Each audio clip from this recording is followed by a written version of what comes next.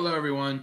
I just wanted to come back and make another video for you guys since they've been beneficial for many of you on these assignments. This week in Module 6 we are covering non-consequential ethical theories, and so we are going to apply a non-consequential ethical theory to our case as the third of the 4 assignments for the critical thinking application process. The particular case, theory that we'll be applying is Kantian. And hopefully you've been reading about that in the textbook, and we'll be discussing this theory in class as well. But I wanted to use this opportunity to kind of break down the expectation for the assignment and what we're looking for this week.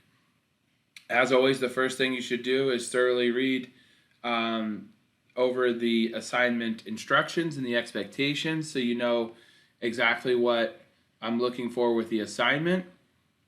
Okay, look over the Dropbox rules. Make sure you guys are following the particulars of that assignment. I would read over the case study again if you need to, just to refamiliarize yourself with all the details of the case. As usual, there's a sample format down here for applying Kantian. It's going to be very similar looking to last week's assignment. It's going to say applying Kantian ethics. It's got the title page. First thing you're going to do in a paragraph of 150 words minimum, you're going to give a thorough explanation of the theory and its application process, just like you did last week. There's going to be lots of citations to the textbook in this paragraph because you should be bringing lots of information from the textbook into this paragraph to cover the theory and its application process. Okay? The second section is going to be the application. And the first thing you're going to do is restate your main moral issue that you've had in the previous 2 assignments. Should Bob do such and such about this, that, or the other thing? Many of you, yours is should Barry get the vaccine? So you'll put that right here. Now, first thing you want to do is list your possible options. Now, what I want you to do is I want you to write your 4 options out as a complete sentence. Barry could do this, Barry could do that, Barry could do this. But I want it to be like a full statement. Don't give me just like 1 or 2 words. Don't just say get vaccinated. Like, write it out as a full sentence so the action of it is known. Okay? Now, as you'll see in the textbook, and as we'll talk about in class, applying Kantian has a 2-step process of universality and respect for persons. Kant calls these the categorical imperatives, and we'll talk about those in class. Both of them are very important to apply to a decision in Kantian to come up with a Kantian resolution to the case, okay? So the first part right here, apply universality. You're going to write it just like this. Now, the stuff in the brackets, please delete it in your final copy, but it's there to give you some direction. It says follow this format with your responses. Do not make up your own format. You will lose points from deviating from this format. In this section, I literally want you to use the wording that's in here, okay? Don't deviate from that wording. Otis, chill out. It's just something outside. Sorry, guys. Don't deviate from this wording because it's part of how you process universality, okay? If you make up your own, you're going to lose points. So what you do is number 1 would be option 1, and you say Bob could, and then you fill in option 1, just like you have up there. And then you're going to ask, boys, hey, fellas, knock it off. Sorry again. So Bob could, and you're going to fill in the action of option 1. Then you're going to say what I want all people consistently universal to, and then you're going to fill in the action of option 1. So this isn't exactly the option 1 again. This is just the action, okay? And we'll talk about that in a second. But it's what we've talked about throughout the semester so far is what is the underlying moral action. So not the exact thing from the case, but the underlying moral action. And then you're going to answer yes or no and state your rationale. So here's an example. This goes back to the Bob and his cheating wife thing, right? Don't write Bob in your paper. We still have people doing that. Bob could do nothing about his wife cheating on him. Would I want all people consistently, universally to do nothing? See, the action we're trying to test here is doing nothing. It isn't about his wife cheating on him. We don't want it to be that specific. It's in all situations when somebody has the option to do something, would you want them to do nothing? Does that make sense? So Bob could do nothing about his wife cheating on him. Would I want all people consistently, universally to do nothing? No is the answer, because we want people to do something, right? And then the rationale, and I want it bold, just like this. Doing nothing is not a moral rule that I would want everyone to follow in every situation. Okay, now this is italicized because it's an example. Yours will be in regular text. But one more time, Bob could do nothing about his wife cheating on him. Would I want all people consistently, universally to do nothing? No. Rationale, doing nothing is not a moral rule I would want everyone to follow in every situation. See, what we're doing with Kantianology, he wants us to create universal rules that everybody globally could accept and follow and do. And doing nothing would not be one of those universal rules, okay? Then on the same thing, option 2, you'll fill in the option. And then you'll ask again, would I want people consistently, universally to? And then you fill in, only the action of option 2, and then answer it yes or no, state your rationale. So here's another example. Bob could seek counseling to deal with his wife's infidelity.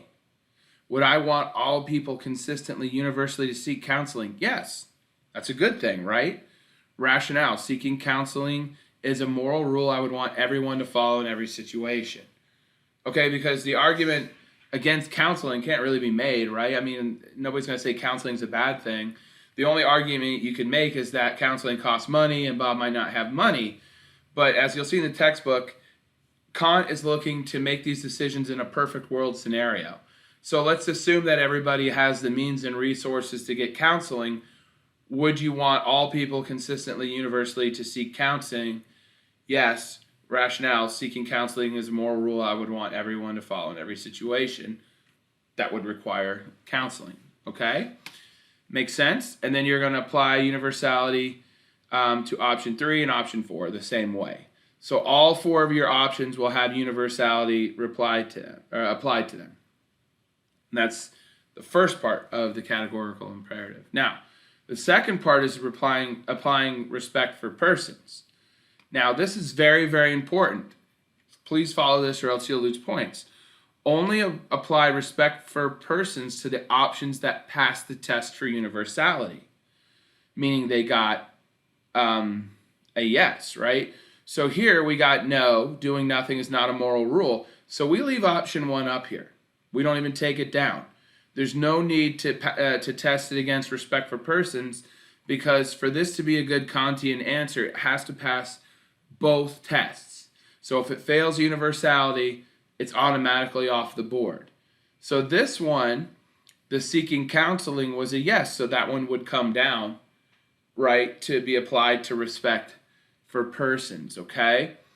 And now what you're asking is, you write the option again, Bob could, and then fill in option, 1 or 2 or 3, whichever it is, because obviously you may not be bringing all 4 down, so leave the numbering the same. If you only bring option 2 and 4 down, I should see 2 and 4 here, and that's it, okay? So Bob could, and you fill in the option. Now you ask yourself the question, is Bob exploiting anyone with this decision? And no, so this is a good option, is the answer we're looking for, right? And so here's an example. Bob could seek counseling to deal with his wife's infidelity. Is Bob exploiting anyone with this decision? No. So this is a good option, okay? So when you're thinking about exploitation, this is where it gets a little difficult. You have to think about the intent. So what you have to do is you have to think about, what is Bob's intent in this action? Is he intending to use anybody as a means to an end? And as we spoke about in class, a means is like, a tool, and an end is like a goal. So is Bob using anybody to get something that he wants? Because Kant wants us to have a mutual benefit in human interaction. Okay? So if Bob makes an action and it involves other people, those people have to benefit as well as Bob. Now, something that's very important and trips up a lot of students each semester is Kant will not allow the decision maker to make a decision that exploits themselves. This is where we kind of differ from act utilitarianism. Act utilitarianism requires the decision maker to make the decision that's in the best interest of the greatest number, often at their own expense if needed. Kant does not allow us to, make expenses on our own personal needs and exploit ourselves in the process of making a good decision. As an example, like I believe Dave Monroe uses in one of his faculty videos, doing heroin is not a good action, okay, in Kantian. Not only is it not universal, would want all people in all situations do drugs, no, but is Bob exploiting anyone? Bob's actually exploiting himself. Now, the libertarian argument would be like, yes, but he's choosing to do this action, so it's a victimless crime. But Kant would say that doing heroin is not good. It's not good for your body, right? It's not good for you as a person. But what you get out of it is the high, which is the fun part, right? But you can't exploit your own self negatively to give yourself the fun of the high. So hopefully that makes sense. If you have any questions about that, definitely ask in class or email me. But you have to make sure that the decision maker isn't doing something that they don't want to do to please other people, because they would be exploiting themselves. Does that make sense? I hope so, okay? So there has to be a mutual benefit. There has to be an equal exchange in the interactions with people here. And the way you look at that is the intent. You really need to focus on what is the intent of the decision maker here. Are they intending to do good with the actions? Are they intending to do bad with the actions? And that will help us through this process. So what you do in the apply respect for persons, you apply it, remember, only to the ones that pass universality, okay? Now, in your decision paragraph, it's the same as last week, 150 words minimum. Explain the Kantian resolution. Start with this same format. If Bob were a Kantian, he would, and then fill in the option or options he could take, okay? Now, in Kantianology, it's not like act utilitarianism where we're only looking for one definitive action. In Kantianology, you may come up with more than one action that passes both universality and respect for persons. And I would expect to see that in here, okay? So if you have two options that pass, you could say he would do this or this. Now, what I would like to see is you take it a step further and maybe pick which one you think is most best of the two and has the best resolution, which you don't necessarily have to do because you could do either, but I think it helps more with the decision-making process if we narrow it down. So say, well, Bob could do this or that, this is the best thing to do because blah, blah, blah, and just give your rationale and your reasoning for that, okay? Now, one important thing, though, with this situation, sometimes a student runs into the situation where they actually eliminate all four of their options through Kantianology because none of the options pass universality or respect for persons. Boys, relax. It's just Amazon. Relax. Chill. Sorry. They're being loud today. Come here. You good boy. All right. So, where was I? I believe I said, okay. So if all four of your actions are rejected through the two tests, you will be required to then come up with a fifth option that your stakeholder could take that would pass both tests, and you would need to explain that here. Okay? That's rare that happens, but at least once a semester I usually see a situation where a student has eliminated all their options. Then you have to come up with a fifth option that would be a Kantian option that would be both universal and show respect for persons. Okay? So one last time. First step, you're going to do a nice solid paragraph with lots of citations from the textbook that explains the theory and the application process. Then you're going to state your main moral issue in the application process. You're going to list all 4 of the options, write them out in a nice long phrase, not a short, word or two. Then you're going to apply universality to all 4 options, where we're looking to see if this is a universal moral action that we want everyone to follow in every situation. And remember, it's the underlying action, not the literal specific action of the case, but see what is this underlying action we're talking about, okay? And then after that, you're going to apply respect for persons to only the options that pass universality. And what we're looking here is to figure out if we're exploiting anybody. So like we have here, is Bob exploiting anybody with the decision? No. So like Bob could seek counseling, deal with infidelity. Is Bob exploiting anyone? No. This is a good option, right? And then if the answer is yes, we say it is not a good option, okay? And we reject it. And then in the decision-making process, you're going to talk about the Kantian options that passed both tests and which one you think the decision maker should take if you have more than one. If you have none, remember you have to suggest a 5th one here, okay? And then at the end, you'll have a citation for your textbook as usual, to correspond with the in-text citations you have in the first section.